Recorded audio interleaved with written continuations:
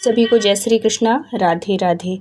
तो इस समय सबके मन में ये है कि एकादशी कब है, 22 को अपरा एकादशी 22 को है या 23 को है। तो हम जानेंगे कि एकादशी 22 को है या 23 को। तो इसके लिए ये जो अपरा एकादशी है इसका बहुत महत्व है। आप इस व्रत को करके बहुत पुण्य की प्राप्ति कर सकते हैं, क्योंकि भगवान श्री कृष्ण ने अपरा एकादशी के लिए खुद युधिष्ठिर से कहा है, उनके महत्व के बारे में बताया है। तो अपरा एकादशी का व्रत साल की सभी प्रमुख एकादशियों में से एक माना जाता है। अपरा एकादशी भगवान विष्णु को समर्पित है। यह ज्येष्ठ महीने के शुक्ल पक्ष की 11वीं तिथि को मनाई जाती है। भक्त इस दिन व्रत रखते हैं। माना जाता है कि इस व्रत से मोक्ष की प्राप्ति होती है। भगवान कृष्ण ने स्वयं अपरा एकादशी के व्रत के महत्व के बारे में बताया है। ब्रह्मांड पुराण के अनुसार अपरा एकादशी को मोक्ष का द्वार माना गया है। भगवान कृष्ण ने भी इस व्रत के बारे में कहा है कि जो कोई भी भक्त भक्ति और ईमानदारी से यह व्रत रखता है वह सभी पापों से मुक्त हो जाता है और मोक्ष प्राप्त करता है। अपरा शब्द का अर्थ है असीम, इसलिए इस व्रत को रखने के फायदे भी असीम हैं, बहुत हैं, अनंत गुना हैं। तो आइए जानते हैं व्रत का महत्व क्या है और शुभ मुहूर्त और पूजा विधि, क्योंकि सबके मन में शंका है कि कब रखें कब ना रखें, 22 को रखें या 23 को रखें। तो अपरा एकादशी कब है और तिथि और शुभ मुहूर्त जानते हैं। तो वैदिक पंचांग के अनुसार अपरा एकादशी 23 मई 2025 को मनाई जाएगी।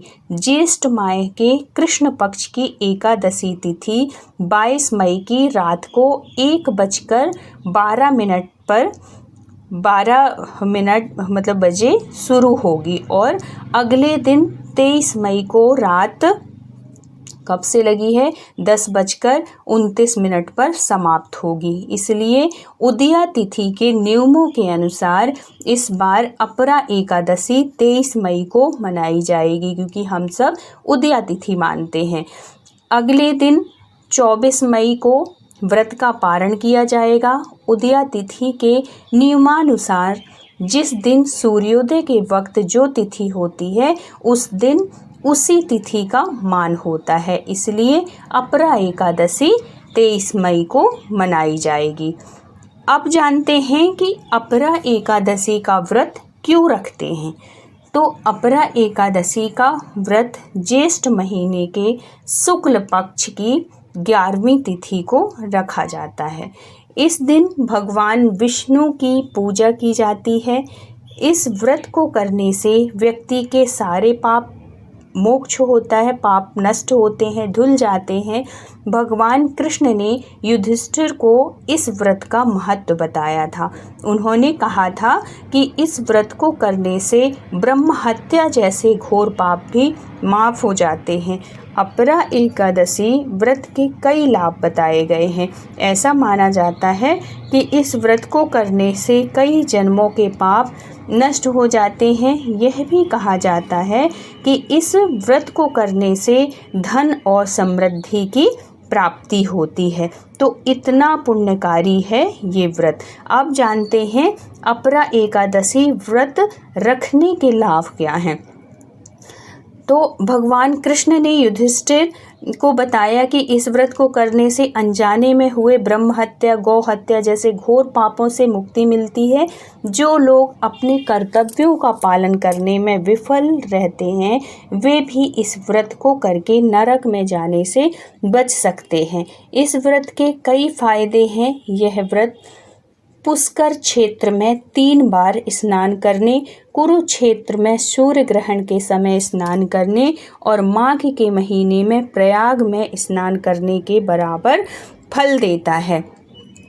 इसलिए यदि आप आध्यात्मिक शुद्धि चाहते हैं और अधिकतम लाभ प्राप्त करना चाहते हैं तो आपको इस दिन व्रत रखना चाहिए और भगवान विष्णु के नाम का जप करना चाहिए। आपने अगर कोई गुरु मंत्र लिया है तो उसका विशेष रूप से जप करिए, भगवान कृष्ण के मंत्रों का जप करिए।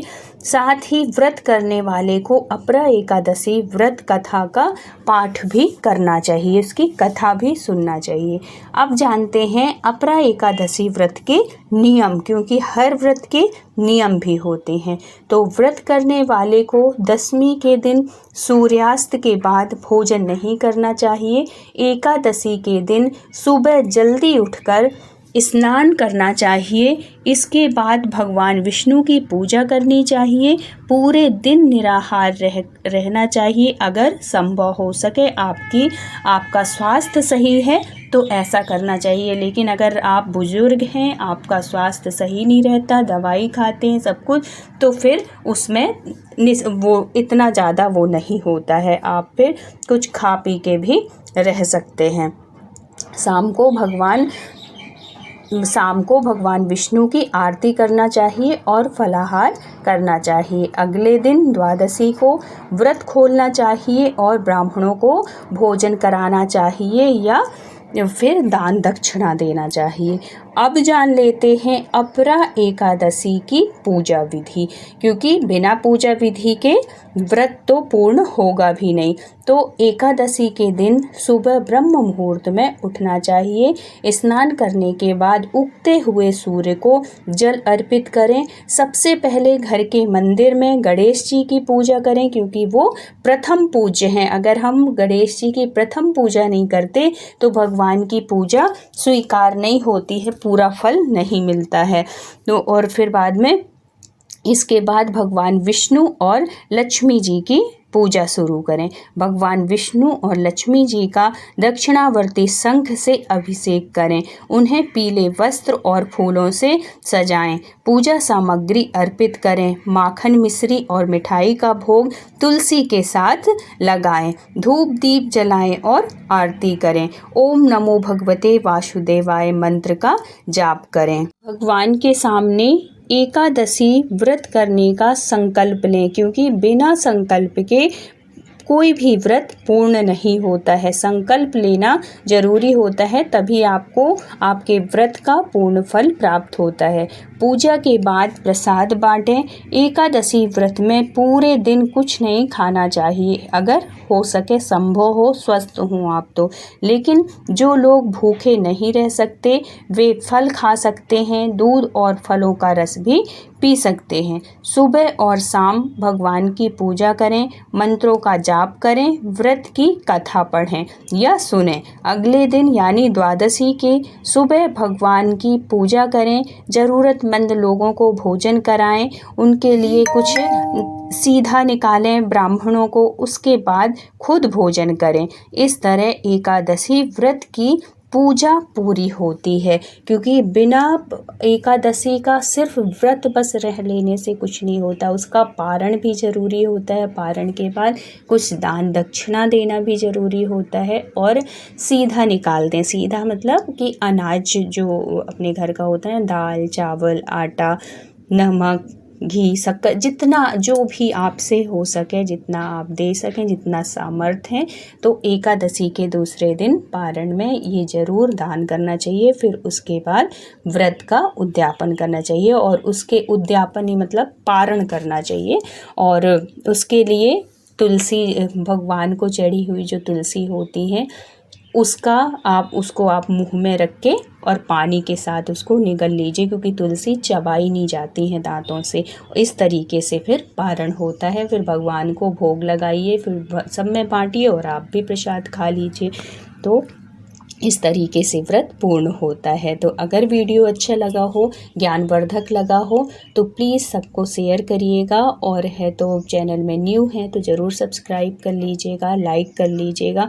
फिर मिलते हैं किसी धार्मिक जानकारी ज्ञानवर्धक वीडियो के साथ। जब तक अपना ख्याल रखिए, अपनों का ख्याल रखिए। राधे राधे।